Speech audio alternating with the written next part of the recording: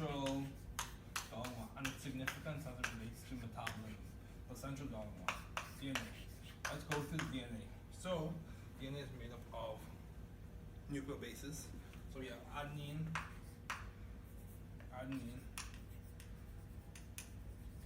So you draw it, and we're going to use Watson-Crick base pairing.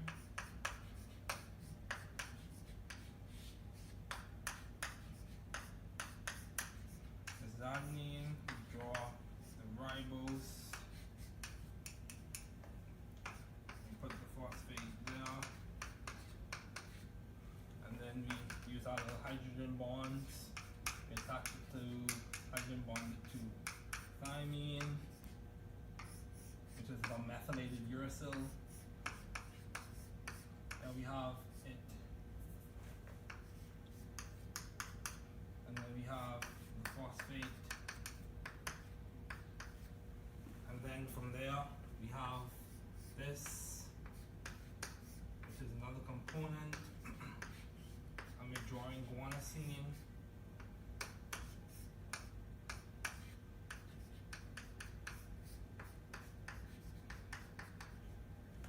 And moving it right along, of course it's a little smushed, but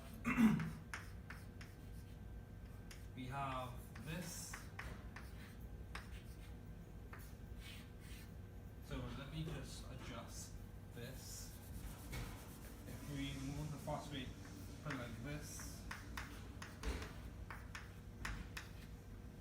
do it like this.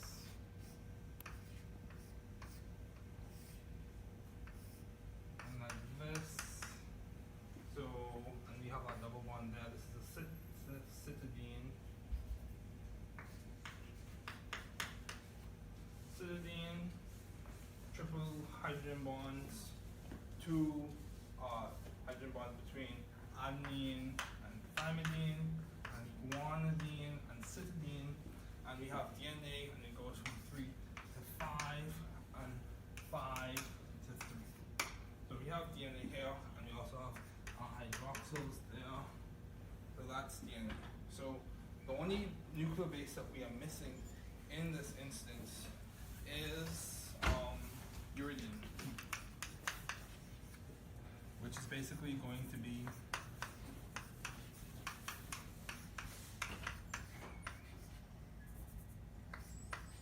appreciate bond angles, which is that, and of course you just attach the ribose and the phosphate. So this is DNA. Moving right along, let's go to RNA. And RNA, I came up with a nifty way to code the codons, the 64 codons. So from DNA to RNA. So we have the structure of DNA. Now let's work through the codons. So uracil, cytidine, uracil, cytosine, adenine, guanosine, and we go right down. So I'm using the amino acid one-letter abbreviations: F2, L2, L4, I3, start 4, V4, S4, P4, P4, A4, Y2, stop, 3, stop, 4, H2, Q2, N2, K2, D2, E2, and then moving right along, we have C2, stop, 3, W4, R4, S2, R2, G4. So what we have here are the one-letter abbreviations for all the amino acids and their locations on the 64 codon chart. So writing this out, we have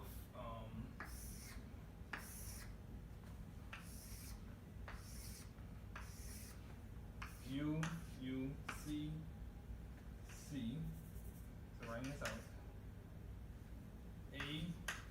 A, G,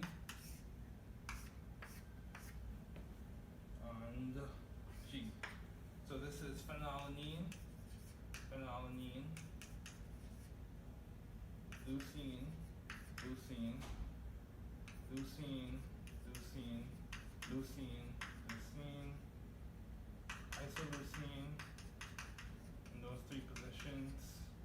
And then moving with this, we also have on this side here UCAG. So you kind of get the trend.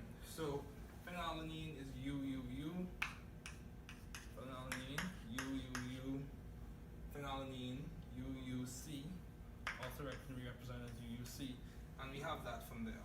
So keep that in mind.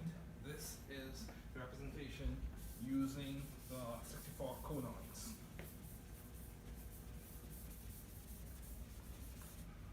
So with that in our minds, you no longer have to write it. We can just go right along to the amino acids that make up protein. This is the Central Dogma in its canonical way. So we just put this on the side here. We'll just put this on the side here, and we'll use it as we go through the amino acids.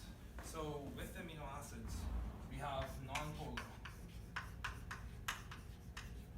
So gavyl, pro, trip, methy, fen, glycine, alanine, valine, isoleucine, leucine, proline, tryptophan, thionine, and phenylalanine. So glycine,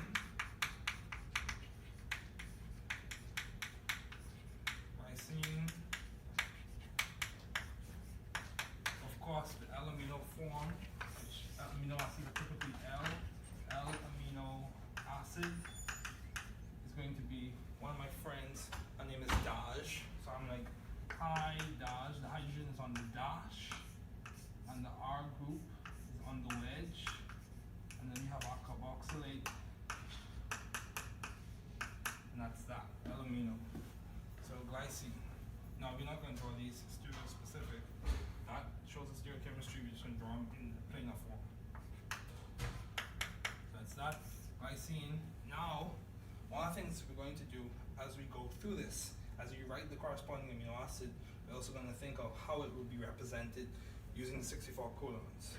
So in this instance, right there, we know from our chart that was drawn previously that glycine would be in this position right here. So glycine would be in this section of the chart. We don't have to redraw the chart because we know the chart. So glycine is going to be GGU,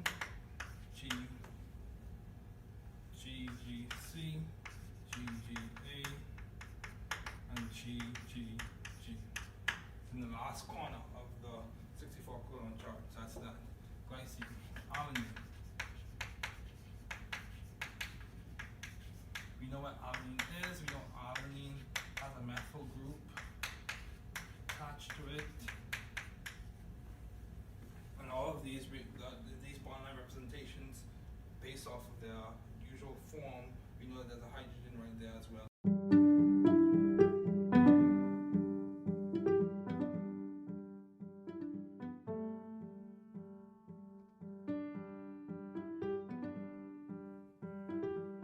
You are very important, especially to us here at the New Chemist podcasting group.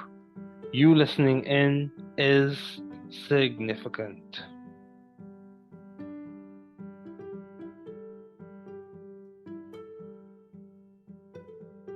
Vous êtes très important, surtout pour nous ici au New Chemist Podcasting Group. Votre écoute est significative.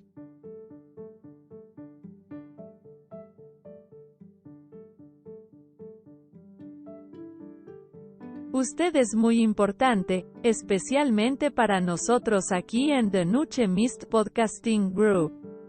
Usted escuchando, es significativo. Você é muito importante. Especialmente para nós do The New Chemist Podcasting Group. Você ouvindo, é significativo.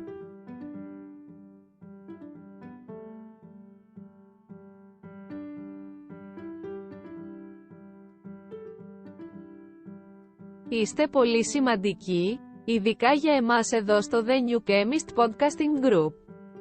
Το να ακούς είναι σημαντικό.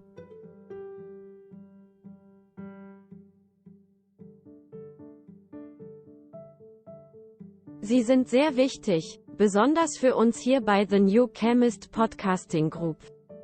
Es ist wichtig, dass du zuhörst.